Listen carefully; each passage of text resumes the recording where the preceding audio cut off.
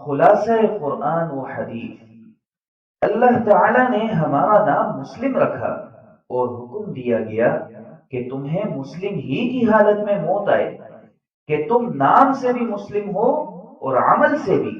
اسلام میں فرقے بنانے کو کفر و شرک قرار دیا گیا ہے۔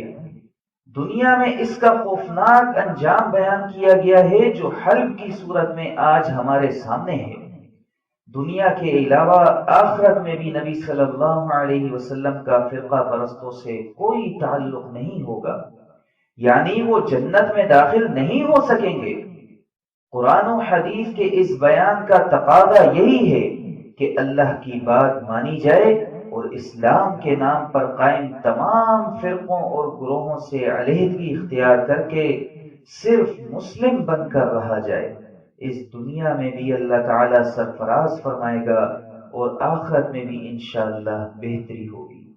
وما علینا الا البلاغ المبین۔